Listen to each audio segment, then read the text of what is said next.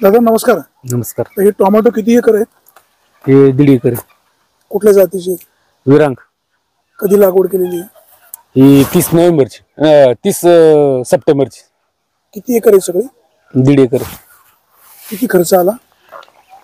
2-1 लाख रुपये. 2 लाख रुपये. टोमॅटो सुरू होऊन किती दिवस झाले? 1 महिना झाला. एकूण खर्च किती आला? 2-1 लाख रुपये खर्च आला. सॉरी. आणि सध्या बाजार भाव आहे 8 रुपये 9 रुपये किलो आहे. तोडायला परवडत? आता नाही परवडलं तरी तोडावं लागतच ना शेवटी. किती कॅरेट निघतात? नाही 100 कॅरेट 150 कॅरेट निघते. कसं काय शेती परवडायची? चालायचं आता काय, सगळीकडे महागाई झालेली. सगळीकडे महागाई झालेली त्यामुळे आता परवडत तर नाही. पण आता करणं भागायची ना, शेतकऱ्या शेती करणं भागायची नाही. आम्हाला तर दुसरे माल आज ना उद्या बाजारभाव वाढतील या आशेने शेतकरी करतोय. टोमॅटोवर कुठल्या रोगांचा प्रादुर्भाव सध्या बुरी, डावणी, करपा, थंडी व धुक्यामुळं डावणी करपा येतो. आतापर्यंत किती क्रेट निघाले? 1700-1800 कॅरेट गेले आता. किती पैसे झाले? भांडवल फिटलं का नाही? भांडवल फिटले आता. भांडवल फिटलं? हो भांडवल फिटले. नफा होईल का नाही गॅरंटी नाही. आता माल म्हणजे पार मागच्या मिडियम साईज राहिला ना. सुरू होऊन किती झाले? 1 महिना. 1 महिना. तेव्हा बाजार काय होते सुरू झाले तेव्हा? काय 250-300 रुपये होते. एवढा काही फारसा फरक नाही, काय नाही फरक पडला. त्याच्या अगोदर बरे होते 500, 400, 500, 600 रुपयापर्यंत. जे भांडवल फिटलं? हो भांडवल. काय तुमचं नाव आहे? मी बबन म्हातारबा नेरकर, येडगाव कॉलनी, नेरकरवाडी, तालुका जुन्नर, जिल्हा पुणे. मोबाईल नंबर आहे 9766 054 073. जगाचा पोशिंदा तो बळीराजा आपल्या शेतामध्ये वेगवेगळ्या प्रकारची पिकं घेऊन 4 पैसे अधिक मिळावेत यासाठी शेतकरी प्रयत्न करत असतो, वेगवेगळे प्रयोग करत असतो.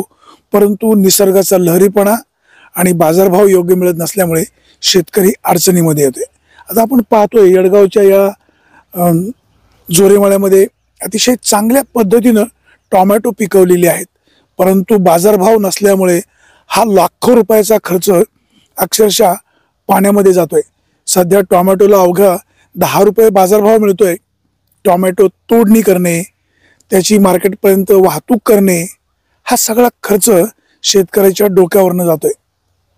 निसर्गाच्या या लहरीपणामुळे आणि बाजारभाव पडल्यामुळे शेतकऱ्याचं अर्थकारण पूर्णपणे कोलमडून जाते.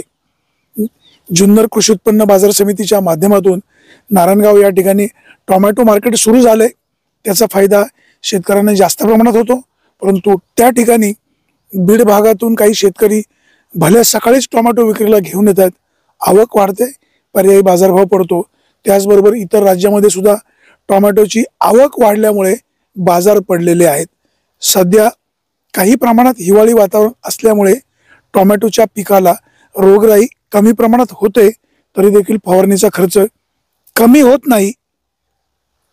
टोमॅटोसाठी लागणारी खतं, औषधं, सुतळ, तार, कारवी याचे बाजारभाव स्थिर आहेत. एवढंच नाही तर त्याचे बाजारभाव वाढलेत, परंतु कमी झालेले नाही. आज शेतकरी प्रचंड अडचणीमध्ये आहे. जगाचा पोशिंदा आपण त्याला म्हणतो, परंतु प्रत्यक्षात आज या जगाच्या पोशिंद्यावर बाजारभाव पडल्यामुळे अक्षरशः भीक मागण्याची पाळी येते. नोकऱ्या नाहीत, शेतामध्ये पिकवलेल्या पिकाला बाजारभाव मिळत नाही. शेतकऱ्यांनी जगायचं कसं, कच्ची बच्ची वाढवायची कशी, जगवायची कशी, त्यांना शाळा कशी शिकवायची. दुधाला देखील बाजारभाव नाही. केवळ ऊस, केळी या पिकाला थोडाफार बाजारभाव बरा आहे, परंतु बाकीच्या तरकारीला म्हणावा असा बाजारभाव नाही. गवार असेल, भेंडी असेल याला बाजारभाव तेवढा बरा आहे. परंतु फ्लावर, कोबी, त्याचबरोबर चवळी, घेवडा, दोडका, तोंडली हे सगळ्या भाजीपाल्याचे बाजारभाव पडलेले आहेत. कोथिंबीर, मेथीला थोडेफार प्रमाणात बाजारभाव बरे आहेत.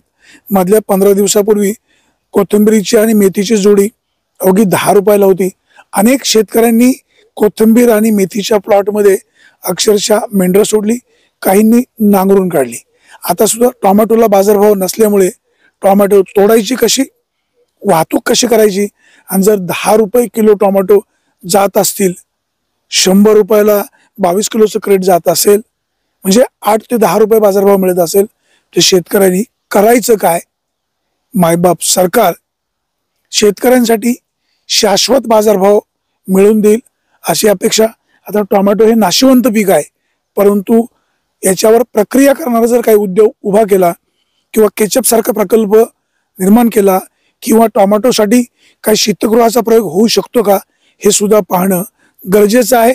भविष्य काळामध्ये सरकार या संदर्भामध्ये गांभीर्याने काही उपाययोजना करील अशी अपेक्षा आहे. देशाचे पंतप्रधान नरेंद्र मोदी यांच्याकडून सुद्धा शेतकऱ्यांना खूप अपेक्षा आहे. राज्य सरकार, केंद्र सरकार गांभीर्याने या विषयावर काही मार्ग काढील अशी अपेक्षा.